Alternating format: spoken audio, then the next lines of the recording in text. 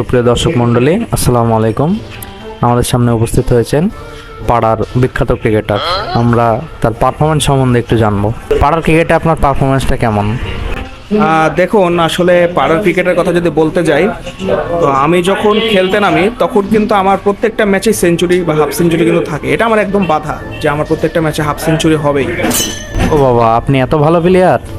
জি, বলতে পারেন। এটা তো ব্যাটিং এরটা বললেন, আর বোলিং এরটা? না, আমি বোলিং এরটাই বললাম।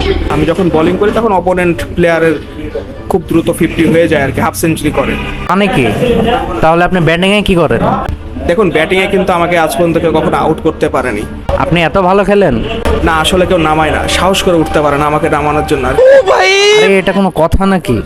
তাহলে আপনার ফিল্ডিংটা কেমন? আমার ফিল্ডিংটা হচ্ছে দুর্ধর্ষ ফিল্ডিং। ফিল্ডিং না আসলে কোনো কথাই হবে না, কারণ বল যত উপর থেকে আসুক আর বল যত জোরে আসুক, বল কিন্তু আমি ধরবই, হোক সেটা বাউন্ডারির বাইরে গিয়ে। মেনলি আপনি খেলেন কোন পজিশনে তাহলে? আমি একজন উইকেট কিপার। কেমন উইকেট কিপার? না মানে, সবার যখন খেলা হয়ে যায় তখন উইকেটগুলো আমার বাসাতেই থাকে আর কি। আসলে পাড়ার ক্রিকেট তো একটা দলগত খেলা। তাহলে আপনি কোন দলে খেলেন? আসলে আমি যে দলে খেলি না কেন সেই দলটা কিন্তু আসলে জিতে যাই। আমি এভাবেই খেলি আর কি। আপনি এত ভালো প্লেয়ার? না মানে, আসলে আমি দুটো দলেই খেলি।